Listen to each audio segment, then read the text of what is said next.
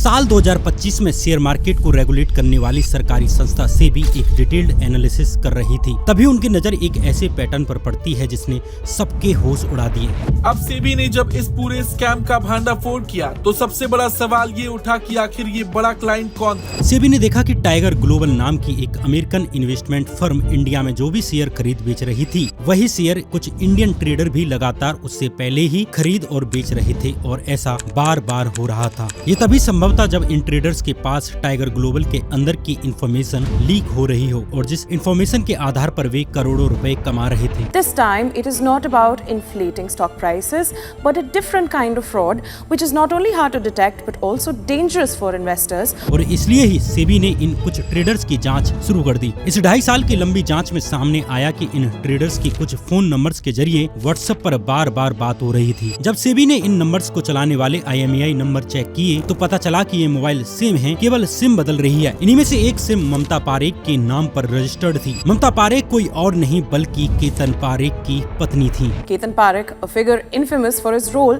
in the market crash of 2001, has been caught in another scandal. इसके अलावा रात के समय इन सारे फोन नंबर्स की लोकेशन ज्यादातर मौकों पर केतन पारेख के मुंबई वाले घर पर मिलती है, जिससे ये शक और मजबूत हुआ कि इस सारे घोटाले के मास्टरमाइंड कोई और नहीं बल्कि केतन पारेख है। वही केतन पारेख जिसने 1990 के दशक में हर्षद मेहता के जैसे बड़ा स्कैम किया था। इससे शेयर मार्केट में एक बार फिर से खलबली मच जाती है कि क्या 20 साल बाद केतन पारेख ने शेयर मार्केट में वापसी कर ली है। Ketan Parekh is back, doing what he does best.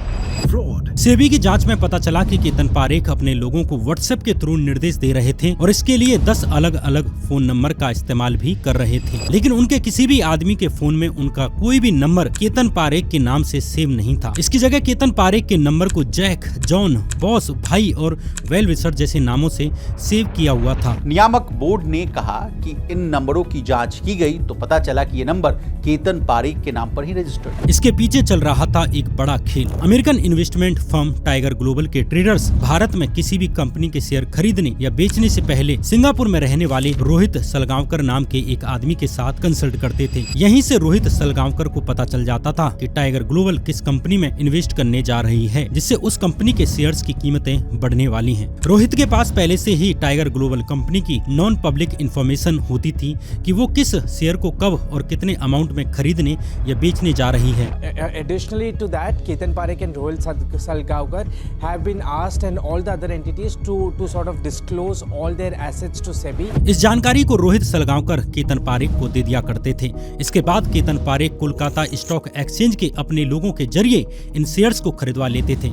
ऐसे कुल 6 लोग थे जो केतन पारेख के निर्देशों पर किसी कंपनी के शेयर्स खरीद लेते थे। इसके बाद जब टाइगर ग्लोबल बड़ी संख्या में इन कंपनियों के शेयर्स खरीद लेती तो इन शेयर्स की कीमत बढ़ जाती और केतन पारेख कम कीमत पर खरीदे गए अपने इन शेयर्स को बेचकर मुनाफा कमा लेते। Who then traded in stocks such as L&T, HDFC Limited, Titan Company and many others. SEBI के मुताबिक इस पूरे फ्रंट रनिंग स्कैम के जरिए केतन ने 66.77 करोड़ रुपए कमा लिए। ये घोटाला कई साल से चल रहा था। इस तरह 2 जनवरी 2025 को अपनी रिपोर्ट में सेबी ने केतन पारेख और रोहित सलगांवकर समेत बाकी आरोपियों के शेयर मार्केट में इन्वेस्टमेंट करने पर बैन लगा दिया और घोटाला करके कमाई गई 66 करोड़ रुपयों को जब्त करने का आदेश दे दिया। This past interim orders against Rohit Salgaonkar, Ketan Parekh and certain Kolkata-based entities on allegations of front running. एक बार फिर केतन पारेख चर्चा में आ गए, जिसने करीब 25 साल पहले पूरे शेयर मार्केट को अकेले ही हिला दिया था, जिनके स्कैम को हर्षद मेहता के स्कैम से भी बड़ा स्कैम कहा गया। केतन पारेख की इसी कहानी को जानेंगे आज के इस एपिसोड में।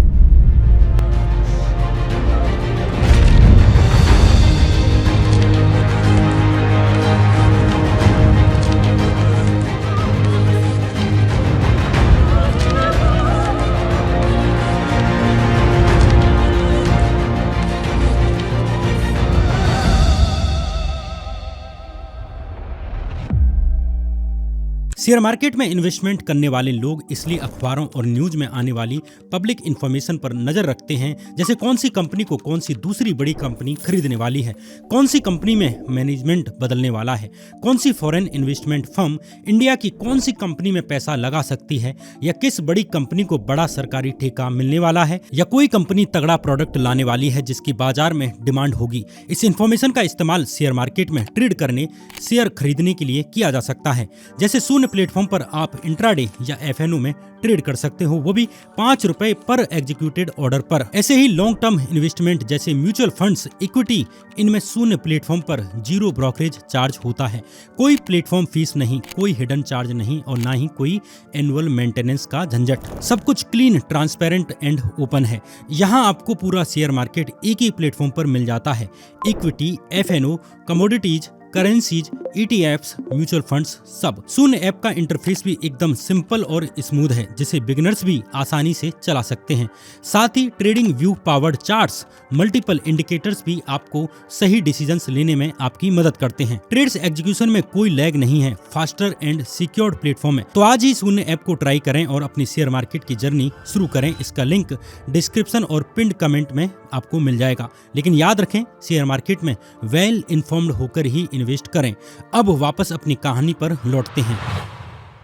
15 फरवरी 1962 के दिन मुंबई में रहने वाले एक गुजराती जैन परिवार में केतन पारेख का जन्म होता है। केतन के पिता भूपेंद्र पारेख शेयर मार्केट में एक जाने माने स्टॉक ब्रोकर थे, जो नरबराम हरकचंद सिक्योरिटीज नाम की एक कंपनी चलाते थे, जो उस वक्त देश की प्रमुख इंस्टीट्यूशनल ब्रोकर कंपनियों में से एक थी। यहीं पर केतन पारेख भी अपने पिता की मदद करने लग जाते हैं। स्टॉक ब्रोकर वे लोग होते हैं या कंपनीज होती हैं जो शेयर मार्केट को चलाने वाली सरकारी संस्था सेबी में रजिस्टर्ड होती हैं। जब आम लोगों को या कंपनीज को किसी कंपनी के शेयर खरीदने होते हैं, तब उन्हें इन ब्रोकर्स के पास ही जाना होता है। जैसे आज इंडिया में बहुत से ऐप हैं, जिनमें से एक शून्य का मैंने यहाँ पर जिक्र किया। कुछ टेक्निकल जानकारी यहाँ और समझते हैं। जब कोई इंडिविजुअल पर्सन शेयर खरीदता है तो उसे रिटेल इन्वेस्टर कहा जाता है। वहीं जब कोई कंपनी या कोई फर्म, जैसे कि इन्वेस्टमेंट फर्म है या म्यूचुअल फंड फर्म है या LIC जैसी जो कंपनियां हैं या PSUs हैं, जब वे शेयर खरीदती हैं तो इन्हें इंस्टीट्यूशनल इन्वेस्टर्स कहते हैं। वे लोग जो मार्केट ऊपर जाने पर पैसा लगाते हैं उन्हें बुल कहा जाता है, और जो लोग मार्केट नीचे गिरने पर पैसा इन्वेस्ट करते हैं उन्हें बियर कहते हैं। 1990 के दशक की शुरुआत में केतन पारेख हर्षद मेहता की कंपनी ग्रो मोर रिसर्च के साथ जुड़ जाते हैं। हर्षद मेहता को शेयर मार्केट का बिग बुल कहा जाता था। जब साल 1992 में हर्षद मेहता का स्कैम एक्सपोज हुआ तो इसके एक केस में केतन पारेख का नाम भी आया। उस वक्त केतन पारेख हर्षद मेहता के बहुत करीबी लोगों में शामिल नहीं थे, इसलिए केतन पारेख इस बार इस मामले से बच जाते हैं। कुछ सालों तक केतन पारेख शेयर मार्केट में एक नॉर्मल प्लेयर की तरह रहते हैं, बिना कुछ गड़बड़ किए ही। इधर मई 1998 में अटल बिहारी वाजपेयी की सरकार ने न्यूक्लियर टेस्ट कर दिया। इंडिया के न्यूक्लियर पावर बनने का अमेरिका समेत कई वेस्टर्न कंट्रीज ने भारी विरोध किया। इस कारण इंडियन शेयर मार्केट में इन्वेस्ट करने वाले फॉरेन इंस्टीट्यूशनल इन्वेस्टर्स ने शेयर मार्केट से पैसा निकाल लिया, जिससे शेयर मार्केट नीचे चला जाता है, कीमतें गिर जाती हैं, शेयर मार्केट क्रैश कर जाता है। Brokers pray for luck just to survive as they enter the human maelstrom of the trading floor. इससे केतन पारेख को अच्छा खासा नुकसान हुआ। यहाँ केतन पारेख समझ गए कि सारा खेल बड़े बड़े इंस्टीट्यूशनल इन्वेस्टर्स के हाथों में है, ना कि छोटे मोटे रिटेल इन्वेस्टर्स के हाथ में। अगर ये बड़े बड़े इंस्टीट्यूशनल इन्वेस्टर्स चाहें तो किसी भी कंपनी के शेयर बढ़ा सकते हैं, और ये जब चाहें किसी भी कंपनी के शेयर गिरा सकते हैं। इसलिए केतन ने अब इंस्टीट्यूशनल इन्वेस्टर्स जैसे बड़े प्लेयर्स से साठगांठ बनाना शुरू कर दिया। यानी बड़े प्लेयर्स के साथ मिलकर शेयर मार्केट में पैसा लगाओ और जिस चाहे कंपनी के शेयर्स को खरीदकर उसकी डिमांड बढ़ा दो, जिससे बाकी लोग भी उसे खरीदने के लिए दौड़ने लगें। डिमांड बढ़ेगी और शेयरों की कीमत भी बढ़ जाएगी। जब ठीक ठाक प्रॉफिट कमा लो तो शेयर्स को बेच दो और एग्जिट कर दो।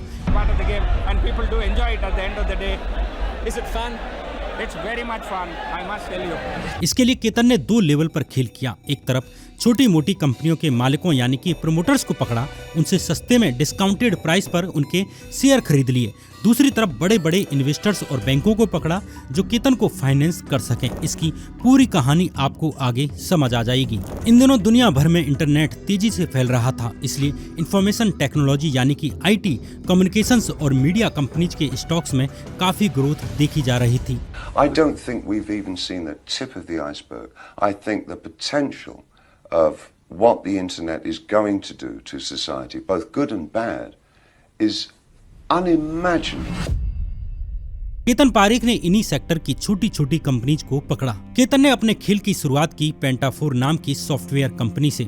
जून 1998 में हुई बैड पब्लिसिटी के कारण पेंटाफोर के शेयर की कीमतें कुछ ही दिनों में आधी रह गई थीं। इसी समय केतन ने एंट्री की और बड़े लेवल पर पेंटाफोर के शेयर खरीद डाले। देखते ही देखते पेंटाफोर के शेयरों की कीमतें बढ़ने लग जाती हैं। ऐसे ही केतन ने रैनवैक्सी के शेयरों की कीमतें बढ़ाईं। इसके पीछे एक अफवाह थी कि रैनवैक्सी को एक बड़ा रिसर्च ब्रेक थ्रू मिला है, लेकिन ये ब्रेक थ्रू क्या है, इसके बारे में केतन पारेख के अलावा किसी को नहीं पता था। केतन पारेख की एंट्री के बाद रैनवैक्सी के शेयर की कीमत कुछ ही समय में 500 रुपए से बढ़कर 1264 रुपए पर पहुंच जाती है।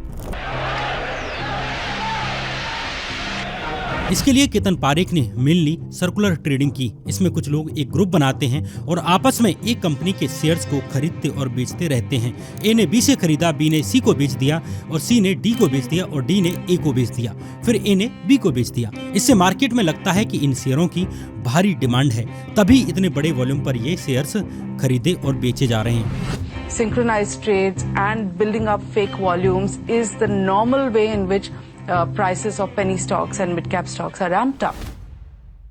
इस मार्केट हाइप से अब बाकी लोग भी इन कंपनीज के शेयर्स को खरीदने के लिए भागते हैं। बड़े बड़े इंस्टीट्यूशनल इन्वेस्टर्स जैसे यूटीआई, म्यूचुअल फंड्स, एलआईसी भी इन शेयर्स में इन्वेस्ट करती हैं, जिससे इन शेयरों की कीमतें और बढ़ जाती हैं। केतन की कंपनियों ने 9 अगस्त 2000 को अडानी एक्सपोर्ट्स के शेयर्स में इतनी ज्यादा सर्कुलर ट्रेडिंग की कि उस दिन नेशनल स्टॉक एक्सचेंज यानी कि एनएसई पर जो शेयर्स खरीदे और बेचे गए उनमें से 96% सिर्फ अडानी एक्सपोर्ट्स के थे। इसी तरह 21 नवंबर 2000 को बॉम्बे स्टॉक एक्सचेंज यानी कि बीएसई में भी अडानी एक्सपोर्ट्स के शेयर्स में सर्कुलर ट्रेडिंग की गई, जो उस दिन टोटल खरीदे और बेचे गए शेयर्स का 99% थे। यानी उस दिन शेयर मार्केट में जो शेयर कुल खरीदे और बेचे गए उनमें से 99% अकेले अडानी एक्सपोर्ट्स के थे। इस तरह केतन ने इंफॉर्मेशन टेक्नोलॉजी, कम्युनिकेशंस और मीडिया से जुड़ी करीब 10 कंपनियों के शेयर बड़े पैमाने पर खरीदे। दूसरी कंपनियां जितनी भी थी ना, वो केतन पारेख के पास आने लगी कि साहब हमारे शेयर का भाव बढ़ा दीजिए, तो उनसे रुपए लेता, उसके शेयर की भाव बढ़ा देता केतन पारेख और उनको ऊंचा लिया था। जिससे उन कंपनियों को क्या फायदा होता कि वो कंपनियां अपने जो शेयर्स है बैंक में लोन रख करके और बैंक से ज्यादा उठा लेती है। इन कंपनियों के शेयर्स को K10 स्टॉक्स यानी कि केतन 10 स्टॉक्स के नाम से जाना जाने लगा। K10 स्टॉक्स में Global Tele Systems, Zee Telefilms, Himachal Futuristic Communications Limited, Silver Line, Satyam Computers, Aftek Infosys, DSQ Software, Ranbaxy, Pentamedia Graphics और विजुअल सॉफ्ट कंपनीज शामिल थी। कलकत्ता के अंदर में इतना जबरदस्त काम हो रहा था। कलकत्ता में जो भी पान वाला, दुकान वाला, सब शेयर मार्केट किसके शेयर है? केतन पारेख के। केतन के शेयर है, केतन के शेयर है, केतन के शेयर के नाम से वो शेयर सब चलते थे। केतन पारेख की एंट्री के बाद इन कंपनीज के शेयर कुछ ही दिनों के भीतर 10-10 गुना, 20-20 गुना ऊपर बढ़ने लगते हैं। जैसे पहले HFCL के एक शेयर की कीमत 40 रुपए के आसपास थी, लेकिन जब केतन पारेख ने साल 1999 की शुरुआत में HFCL के शेयर खरीदे तो एक साल के अंदर ही HFCL के एक शेयर की कीमत 40 रुपए से बढ़कर 2500 रुपए तक पहुंच जाती है। इसी तरह 1998 तक फैक्स मशीन बनाने वाली कंपनी ग्लोबल टेली सिस्टम्स को कोई नहीं जानता था, लेकिन साल 1997 में केतन पारेख ने इस कंपनी में इंटरेस्ट लेना शुरू कर दिया। इस वक्त ग्लोबल टेली सिस्टम्स के एक शेयर की कीमत मात्र 80 रुपए थी, लेकिन केतन की एंट्री के बाद मात्र 3 साल में ही ग्लोबल टेली सिस्टम्स के एक शेयर की कीमत 80 रुपए से बढ़कर 3550 रुपए तक पहुंच गई। ऐसे ही DSQ सॉफ्टवेयर के शेयर की कीमत लगभग 6 महीने में ही 250 रुपए से बढ़कर 2500 रुपए पर पहुंच गई। विजुअल सॉफ्ट जैसी अनजान कंपनी के शेयर की कीमतें 625 रुपए से बढ़कर 8448 रुपए पहुंच गई। इसी तरह एफटेक इन्फोसिस के शेयर को केतन ने एक साल में ही 30-40 रुपए से बढ़ाकर 2400 रुपए पर पहुंचा दिया। IT कंपनीज के अलावा केतन पारेख ने लगभग आधा दर्जन मीडिया कंपनियों में भी इन्वेस्ट किया। इनमें अमिताभ बच्चन की कर्ज में डूबी अमिताभ बच्चन कॉरपोरेशन लिमिटेड यानी कि ABCL भी शामिल थी। कहा जाता है कि केतन पारेख अमर सिंह के जरिए अमिताभ बच्चन के संपर्क में आए थे। केतन ने ABCL में पैसा लगाया। ABCL ने जल्द ही कर्ज चुका दिया और अपने पैरों पर खड़ी हो गई। इसके बाद तो अमिताभ बच्चन केतन पारेख के सबसे करीबी दोस्तों में से एक बन जाते हैं। अमिताभ ने केतन का इतना एहसान माना कि वे केतन पारेख के रिश्तेदारों की कपड़ों की दुकान का उद्घाटन करने तक के लिए भी पहुंच गए। ABCL के अलावा केतन ने अगले एक साल में टिप्स, बालाजी टेलीफिल्म्स, UTV और B4U जैसी कई मीडिया कंपनियों के शेयर भी खरीद डाले। लेकिन केतन का स्कैम शेयरों को खरीदने में या शेयरों की कीमत बढ़ाने में नहीं था, बल्कि इस बात में था कि आखिर केतन पारेख के पास इतना पैसा आ कहां से रहा था। Nobody is investigating what he is doing. Nobody wants to find out what is his source of income, and they, since they ignore him, he obviously thrives in this marketplace. Ketan के पास ये पैसा आ रहा था दो बैंकों से जो केतन के पूरे घोटाले में शामिल थी। इनमें से एक बैंक थी अहमदाबाद की माधवपुरा कोऑपरेटिव बैंक और दूसरी बैंक थी हैदराबाद के सिकंदराबाद की एक private bank Global Trust bank. Madhavpura bank Ketan Parekh की कंपनियों को पे ऑर्डर इश्यू करता था। यहाँ पे ऑर्डर इश्यू क्या होता है इसे समझना जरूरी है। जैसे मुझे किसी दूसरे शहर में एक बड़ी रकम देनी हो तो इतना सारा पैसा कैश में तो नहीं दे सकता, दूसरा चेक से दूंगा तो सामने वाले को क्या पता कि मेरे खाते में पैसे हैं भी या नहीं है। यहाँ रिस्क है कि कल को मेरा चेक बाउंस हो सकता है, इसलिए एक ऑप्शन होता है डिमांड ड्राफ्ट का या पे ऑर्डर का। अब मैं बैंक जाऊंगा, पैसे जमा करूंगा या कुछ जमा करूंगा और इसके बदले बैंक मुझे एक पे ऑर्डर दे देगी, यानी एक ऐसा कागज जिसे मैं किसी दूसरे आदमी को दे सकता हूं जिसे वो किसी बैंक से भुना सकता है बिना ये डरे कि ये बाउंस होगा। इस तरह पे ऑर्डर का सिस्टम काम करता है। आप केतन के साथ लंदन जाने वाले हो ना, उधर जाके अपने वाली पार्टी कर लेना हैं? लेकिन केतन पारेख की माधवपुरा कोऑपरेटिव बैंक के साथ साठगांठ थी। माधवपुरा बैंक बिना ज्यादा क्रॉस चेक किए ही और बिना कुछ गिरवी रखे ही या केवल शेयर्स गिरवी रख के ही केतन पारेख की कंपनीज के लिए पे ऑर्डर इश्यू करने लगा। केतन की कंपनीज माधवपुरा कोऑपरेटिव बैंक के पास जाती और अपने शेयर जमा करती और पे ऑर्डर ले लेती। केतन की कंपनीज इन पे ऑर्डर्स को किसी दूसरी बैंक में जमा कर देती, जिससे आया हुआ पैसा केतन के अलग अलग कंपनीज के खातों में आ जाता। इसके बाद ये कंपनियां सेल कंपनीज में पैसे घुमाकर in the end share market में लगा देती और शेयर्स खरीदती। ऐसे ही केतन पारेख के खेल में शामिल थी दूसरी बैंक सिकंदराबाद की ग्लोबल ट्रस्ट बैंक। केतन से जुड़ी कंपनियों ने GTB से 250 करोड़ रुपए से ज्यादा का लोन लिया, जबकि RBI के नियमों के मुताबिक बैंक केतन को 100 करोड़ रुपए से ज्यादा का लोन नहीं दे सकती थी। दरअसल बाकी कंपनियों की तरह केतन ने ग्लोबल ट्रस्ट बैंक के शेयरों की कीमतें भी बढ़वाई थी। इधर केतन GTB के शेयर की कीमतें बढ़ाते रहे और बैंक उन्हें लोन देता रहा। जब तक शेयर मार्केट बूम मारता रहा तब तक केतन पारेख का खेल भी यूं ही चलता रहा। लेकिन केतन की एक गलती ने पूरे खेल को ताश के पत्तों की तरह बिखेर दिया। अचानक से केतन पारेख की जब पोल खुली कि उसको किस कारण से वो ला रहा है, तेजी पैसे कहाँ से ला रहा है, तो एक साथ शेयर टूटा। 1992 के हर्षद मेहता स्कैम के बाहर आने के बाद ही केतन ने सीख लिया था कि वे हर्षद की तरह लाइमलाइट में नहीं आएंगे। केतन ने अगले कुछ सालों तक अपने आप को लो प्रोफाइल रखा। मीडिया से मिलते समय भी केतन पारेख की हमेशा एक शर्त होती थी कि कोई भी उनकी तस्वीर नहीं लेगा। 25 अगस्त 2000 तक ज्यादातर अखबारों के पास केतन पारेख की एक भी तस्वीर नहीं थी। केतन ने हर्षद की तरह ना कोई महंगी गाड़ी खरीदी और ना ही कोई मीडिया हाइप क्रिएट की और ना ही बड़ी बड़ी पार्टियां की। केतन पारेख ने तो गाड़ी थी, जैसे साधारण जैसे से निकला था वैसे ही और साधारण तरीके से रहता था। किसी को मालूम ही नहीं पड़ता था केतन पारेख कितना पैसा वाला हो गया क्या। लेकिन जनवरी 2000 में ये सब बदल जाता है। इस साल केतन ने मुंबई में नए साल पर एक बड़ी पार्टी दी। ताज होटल में हुई इस पार्टी में कारोबार और बॉलीवुड जगत से कई बड़े बड़े नाम शामिल होते हैं। इसके बाद उन्हें हाई सिक्योरिटी कैटामरन बोट से मांडवा में समुद्र के किनारे बने केतन के बंगले पर ले जाया जाता है। इस पार्टी के बाद अचानक से केतन पारेख लाइमलाइट में रहने लगे। वे अखबारों के साथ बजट पर बात कर रहे थे। फ्रंट पेज पर उनकी प्रोफाइल आ रही थी। उन्होंने हर्षद मेहता की तरह ही अब कैडिलैक और लेक्सस जैसी महंगी गाड़ियां भी खरीदनी और एक 5 स्टार लाइफ जीने लगे। इस पार्टी के कुछ दिन बाद ही 11 जनवरी 2000 के दिन केतन पारेख पर इनकम टैक्स का छापा पड़ जाता है। इस खबर के बाद सेंसेक्स 222 पॉइंट्स गिर जाता है। बाद में कहा गया कि ये इनकम टैक्स का एक सर्वे था जिसमें केतन के पास अनडिक्लेयर्ड 92 करोड़ रुपए मिले। हालांकि केतन ने इसका 13 करोड़ रुपए एडवांस टैक्स दे दिया और मामला यहीं पर खत्म हो गया। उस समय केतन के लगभग हर राजनीतिक पार्टी में कनेक्शंस भी थे।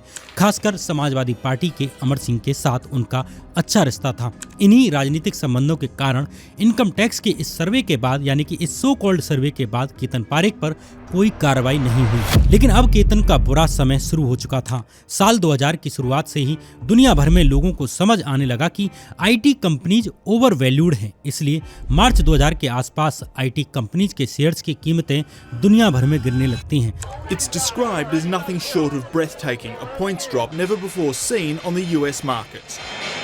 हालांकि केतन भी किसी भ्रम में नहीं थे और उन्हें भी पता था कि उनके ज्यादातर स्टॉक ओवर वैल्यूड हैं। इसलिए 1999 की दिवाली तक वे ज्यादातर कंपनियों में अपने शेयर्स बेचकर मुनाफा कमा चुके थे। लेकिन केतन ने जी, HFCL और ग्लोबल टेली सिस्टम्स के शेयर अभी भी नहीं बेचे थे।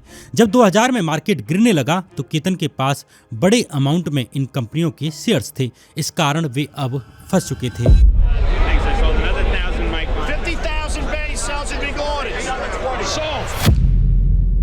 केतन ने वही पुरानी तरकीबें अपनाकर अपने शेयरों को गिरने से बचाने की कोशिशें शुरू कर दी। सेबी के मुताबिक केतन ने जनवरी 2000 और मार्च 2001 के बीच कलकत्ता के ब्रोकर्स को 27 अरब रुपए दिए, जिन्होंने इन कंपनियों के शेयर्स में ये पैसा लगाकर इनके शेयर्स की कीमत को गिरने से रोकने की कोशिश की। इस वक्त तक शेयर मार्केट का बियर कार्टेल एक्टिव हो चुका था। बियर कार्टेल के एक मेन प्लेयर थे मुंबई के Radhakrishna Damani. Who do you count among your mentors in the market?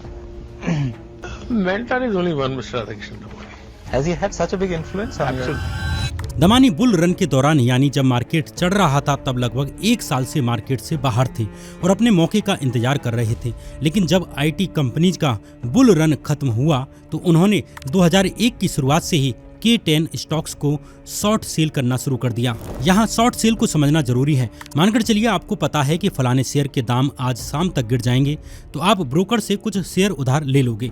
इसके कुछ नियम कानून होते हैं, उसमें अभी फिलहाल नहीं जाते हैं। फिलहाल बस शॉर्ट में शॉर्ट सेल को समझ लेते हैं। मान के चलिए आपने ब्रोकर से 3000 रुपए वाले 100 शेयर उधार ले लिए और तुरंत ही उन्हें 3000 रुपए के रेट पर बेच दिया।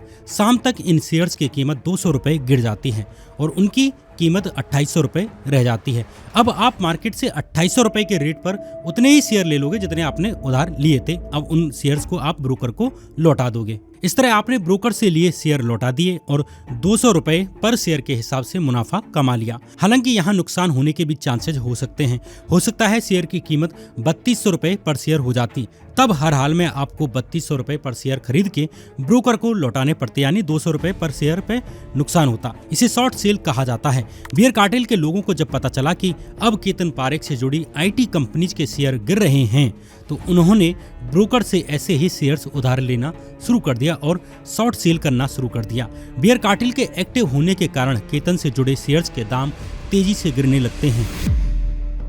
तो एक साथ शेयर टूटा जिसमें हिमाचल प्रदेश को सबको नुकसान लगा, जिन्होंने काम किया, और वो शेयर टूट करके आ गया सिर्फ 25 रुपए। इस वक्त तक इंस्टीट्यूशनल इन्वेस्टर्स को भारी नुकसान हो चुका था, इसलिए अब वे भी अपने शेयर्स बचाने में लग जाते हैं। ये केतन के लिए दोहरी मुसीबत थी। एक तरफ उनसे जुड़ी कंपनियों के शेयर्स को शॉर्ट सेल किया जा रहा था और दूसरी तरफ इंस्टीट्यूशनल इन्वेस्टर्स जो इन शेयर्स की कीमत ऊपर रखने में सबसे बड़ा इंपोर्टेंट पार्ट थे, अब वो भी अपने शेयर्स बेचने लगी। इससे जी, HFCL और ग्लोबल टेली सिस्टम्स जैसी कंपनियों के शेयरों की कीमत बहुत तेजी से गिरने लग जाती है और केतन पारेख को भारी नुकसान होने लगता है। 28 फरवरी 2001 के दिन अटल बिहारी वाजपेयी सरकार ने बजट पेश किया, जिसे अच्छा बजट बताया जा रहा था। इस दिन बॉम्बे स्टॉक एक्सचेंज के सेंसेक्स में रिकॉर्ड 177 पॉइंट की बढ़ोतरी हुई। अगले दिन इसमें 25 पॉइंट की फिर बढ़ोतरी हुई, लेकिन तब भी आईटी स्टॉक्स लगातार गिरते जा रहे थे। लेकिन इसके अगले दिन जो हुआ उसकी तो केतन पारेख ने भी कोई कल्पना नहीं की थी। 2 मार्च को शॉर्ट सेलिंग के कारण शेयर मार्केट लगभग 176 पॉइंट गिर जाता है। इस वक्त भी केतन ने अपने स्टॉक्स को ऊपर बनाए रखने की खूब कोशिश की। इसमें उन्हें 3 जगह से मदद मिली: Madhavpura Bank, Global Trust Bank और वे कंपनियां जिनके शेयर्स को कभी केतन ने ऊंचाइयों पर पहुंचाया था। केवल जी और HFCL से केतन को 669 करोड़ रुपए मिले, जिनसे उन्होंने ब्रोकर्स का पेमेंट किया। HFCL और जी ने लोन और फंडिंग से मिला पैसा भी केतन पारेख को दे दिया। इसी तरह बाकी कंपनियों ने भी उन्हें पैसे दिए। इसके अलावा केतन GTB बैंक और माधवपुरा बैंक से भी लोन लेते रहे। उनके पास इन बैंक्स और प्रमोटर से मिला 2000 करोड़ रुपए आ जाता है। लेकिन इतने पैसे भी अब केतन को बचाने के लिए काफी नहीं थे, क्योंकि केतन के जो मेन शेयर्स थे उनकी कीमतें 95% तक कम हो चुकी थी। मार्च 2000 में में HFCL के एक शेयर की कीमत 2553 रुपए थी, जो 2001 में गिरकर 80 रुपए रह जाती है। इसी तरह ग्लोबल टेली सिस्टम्स के शेयर 3550 रुपए से गिरकर 100 रुपए पर आ जाते हैं। बैंकों और कंपनी से आए पैसों से केतन को ब्रोकर्स का पैसा भी चुकाना था और दूसरी तरफ अपने शेयरों की कीमतों को गिरने से भी रोकना था। इसलिए केतन पारेख एक ऐसे भंवर में फंस जाते हैं जिससे निकलना मुश्किल था। इधर 8 और 9 मार्च 2001 के दिन माधवपुरा बैंक ने केतन पारेख की कंपनियों के नाम 137 करोड़ रुपए के पे ऑर्डर जारी किए, जिन्हें इन कंपनी ने बैंक ऑफ इंडिया से भुना लिया। ये पैसा बैंक ऑफ इंडिया द्वारा केतन की कंपनियों के अकाउंट में डाल दिया जाता है। लेकिन जब बैंक ऑफ इंडिया ने ये पे ऑर्डर क्लियरेंस के लिए माधवपुरा बैंक के पास भेजे तो बैंक के पास पैसे ही नहीं थे। माधवपुरा बैंक केतन को इतना ज्यादा लोन दे चुका था कि अब उसके खुद के पास पैसे नहीं बचे थे। केतन के जो 300 करोड़ रुपए के शेयर गिरवी रखकर बैंक ने उन्हें जो लोन दिया था, अब इन शेयर्स की कीमत भी बहुत ज्यादा कम रह गई थी। इसलिए बैंक इन शेयर्स को बेचकर भी अब पेमेंट क्लियर नहीं कर सकती थी। 12 मार्च की रात को आरबीआई को पता चला कि माधवपुरा बैंक के पास अपने पे ऑर्डर्स को पूरा करने लायक पैसे नहीं हैं। इसलिए आरबीआई ने माधवपुरा बैंक को डिफॉल्टर घोषित कर दिया। इसके बाद बैंक ऑफ इंडिया ने केतन पारेख के साथ कई मीटिंग्स की और उन पर पैसे देने का दबाव डाला। केतन ने कहा कि उनके ऊपर इनकम टैक्स का छापा पड़ा है और उनके बैंक अकाउंट्स को फ्रीज कर दिया गया है, जिसके कारण वे अभी ये पैसे नहीं चुका सकते। लेकिन उन्होंने बाद में 7 करोड़ रुपए दे दिए, लेकिन 130 करोड़ रुपए अभी भी बकाया बचे हुए थे। अब बैंक ऑफ इंडिया ने केतन से कहा कि वो माधवपुरा बैंक को गिरवी रखे गए अपने शेयर्स उसे दे दे, लेकिन केतन ने इसमें भी आनाकानी शुरू कर दी और कोई दूसरी चीज गिरवी रखने की बात करने लगे।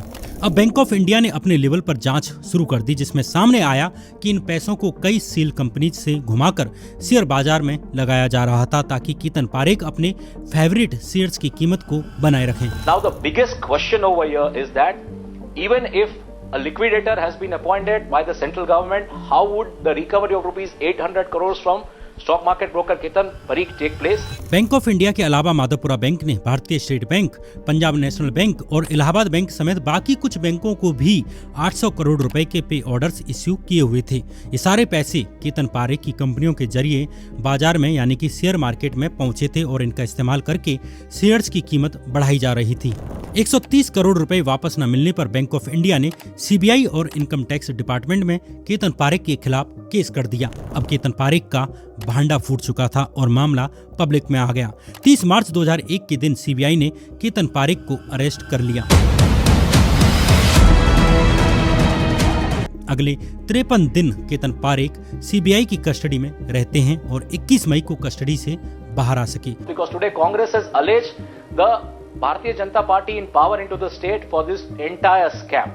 And as the 2012 Gujarat polls are on verge, it seems to be this will be more politicized. This issue will be more politicized because this involves the money of the masses.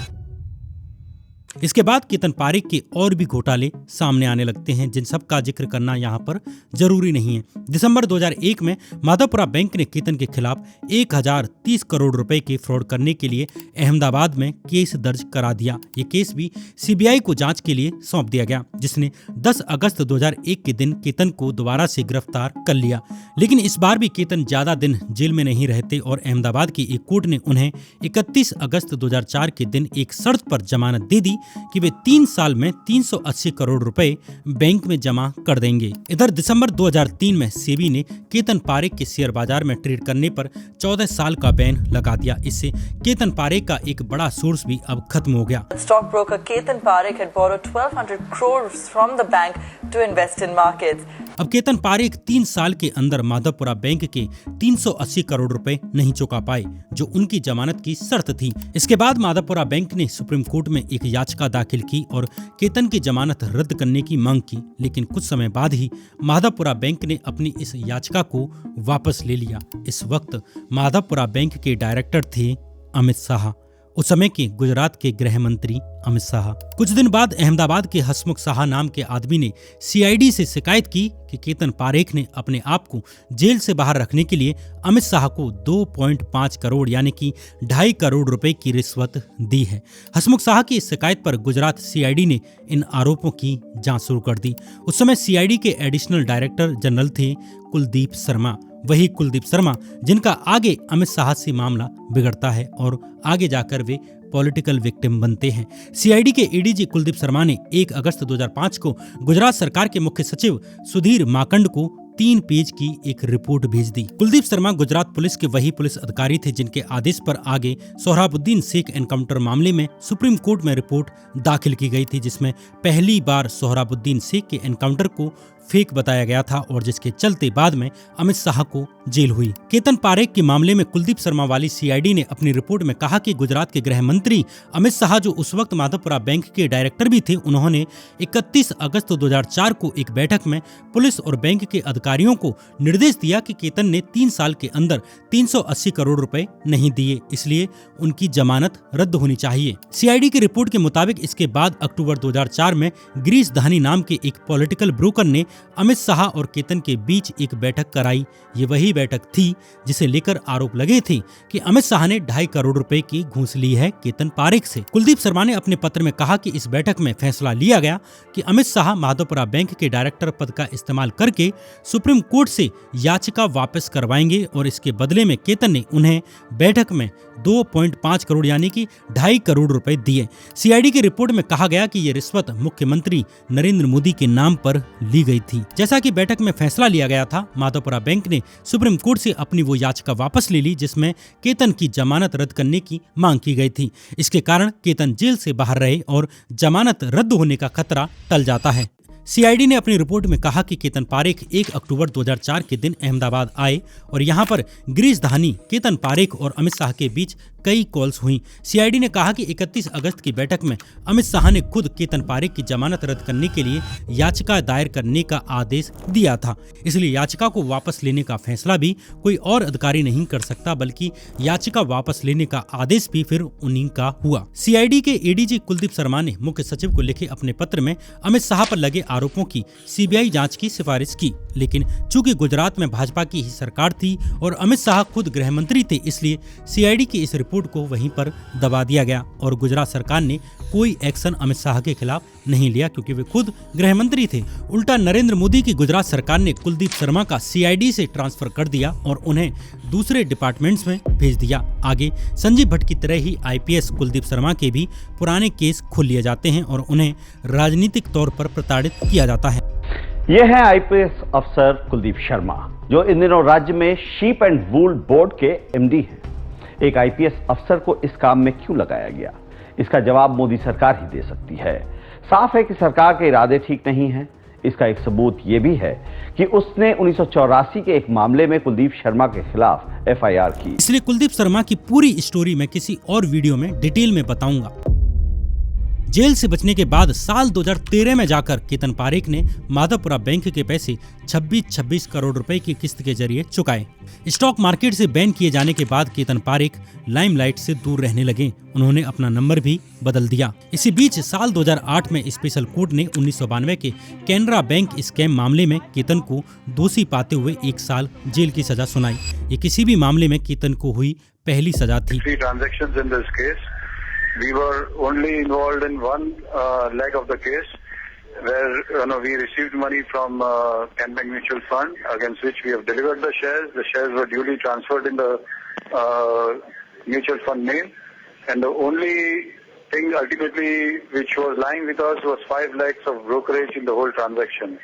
But Mr. Parekh, looking... इसके बाद 2018 में सेबी द्वारा लगाए गए जुर्माने को न देने पर केतन को 3 साल जेल की सजा सुनाई गई, लेकिन किसी भी मामले में केतन बहुत ज्यादा समय तक जेल में नहीं रहे और कभी उन्हें जमानत मिल गई तो कभी हाई कोर्ट और सुप्रीम कोर्ट ने उनकी सजा को सस्पेंड ही कर दिया। Absolutely. I mean, I find it personally astonishing that he could actually go to court and say that give me bail, I will return the money in installments. Okay? अभी भी केतन पर कई मामले चल रहे हैं जो अलग अलग कोर्ट्स में चल रहे हैं। When the man has been caught for market manipulation and he was declared the central figure in the scam of 2000, how can any court even accept that he is going to, repay them in installments? इधर साल 2017 में अपना 14 साल का ban खत्म होने के बाद केतन पारेख शेयर मार्केट में दोबारा से वापस आ जाते हैं, लेकिन 2025 की शुरुआत में केतन एक बार फिर शेयर मार्केट में धांधली करते हुए पकड़े गए, जिसका जिक्र हमने ऊपर शुरू में किया। SEBI has impounded unlawful gains of 65.77 crore rupees and barred Parekh from securities trading until further investigation. इस खबर के बाद मार्केट में एक बार फिर से खबर बन जाती है कि क्या केतन पारेख वापस लौट आए हैं। हालांकि इस गड़बड़ के सामने आने के बाद एक बार फिर सेबी ने केतन पारेख को शेयर मार्केट से बैन कर दिया। कम से कम अब माना जा सकता है कि केतन पारेख के फ्रॉड का अब अंत हो चुका है, जिसने हिला दी स्टॉक मार्केट की दुनिया। Ketan Parekh, big bull Ketan Parekh. लेकिन आप शेयर मार्केट में इन्वेस्टमेंट करने की शुरुआत कर सकते हैं शून्य ऐप से, जो है एकदम स्मूथ एंड इजी, जहां लॉन्ग टर्म इन्वेस्टमेंट पर आपको कोई चार्ज नहीं देना पड़ता। वहीं FNO एंड इंट्राडे पर ट्रेड एग्जीक्यूशन मात्र 5 रुपए चार्ज लगता है। शून्य की link description and comment box में आपको मिल जाएगी। इस वीडियो को देखने के लिए आपका बहुत बहुत धन्यवाद।